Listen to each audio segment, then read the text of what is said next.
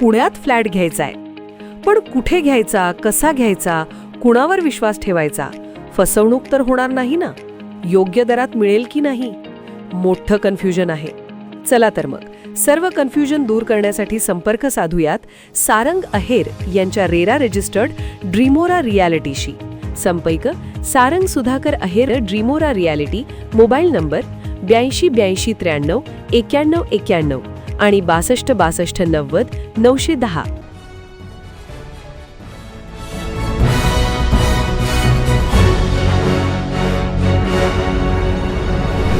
आपण पाहत आहात BCCN न्यूज. कर्जमाफी संदर्भात रविकांत तुपकरांचा सरकारला निर्वाणीचा इशारा. सरकारने सरसकट कर्जमाफीचा शब्द दिला होता, मग OTS कशासाठी?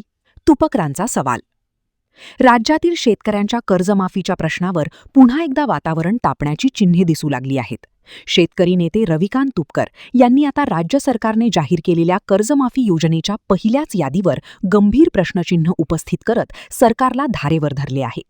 कर्जमाफीच्या याद्यांमध्ये मोठ्या प्रमाणावर तफावत असल्याचा आरोप रविकांत तुपकर यांनी केला आहे. शेतकऱ्याचे थकीत कर्ज लाखाचे आणि कर्जमाफीच्या यादीत मात्र अर्धीच रक्कम दाखवली आहे.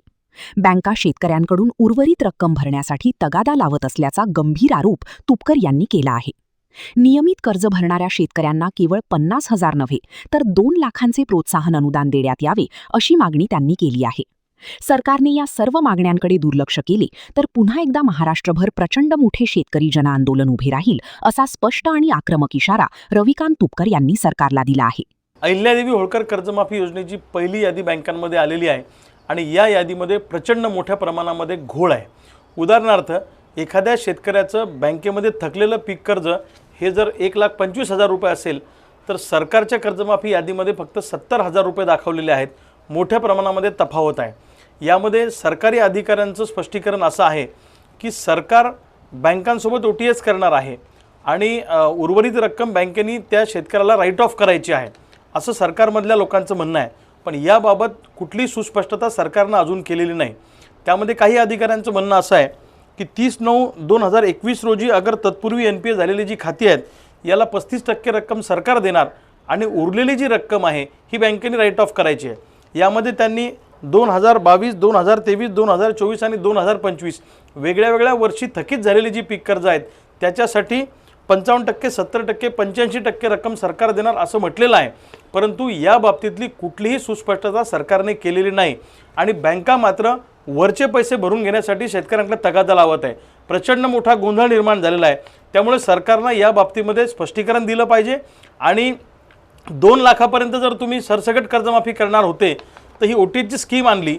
आता या OTSच्या स्कीममध्ये बँकांनी राईट ऑफ करायचं आहे म्हणजे आमचं सिबिल खराब होणार आहे, याची जबाबदारी कोण घेणार आहे? त्यामुळे सरसकट कर्जमाफीचा जो सरकारने शब्द दिला होता तो सरकारने पाळला पाहिजे असं आमचं स्पष्ट मत आहे. आणि हा जो कर्जमाफीच्या याद्यांमध्ये प्रचंड मोठा गोंधळ तयार झालेला आहे हा गोंधळ दूर केला पाहिजे अशी आमची मागणी आहे. दुसऱ्या बाजूला रेग्युलर कर्ज भरणारे जे शेतकरी आहेत त्यांना 2 लाख रुपये प्रोत्साहनपर अनुदान दिलं पाहिजे ही एक आमची मागणी आहे. ITR भरणाऱ्या शेतकऱ्यांचाही कर्जमाफीमध्ये समावेश केला पाहिजे आणि तिन्ही कर्जमाफीतून जे लोक सुटले त्यांचाही या कर्जमाफीमध्ये समावेश केला पाहिजे. ज्यांचं पुनर्गठन केलं त्यांचाही समावेश या कर्जमाफीमध्ये केला पाहिजे. ही सुद्धा मागणी या निमित्तानं महाराष्ट्रातल्या शेतकऱ्यांची आहे.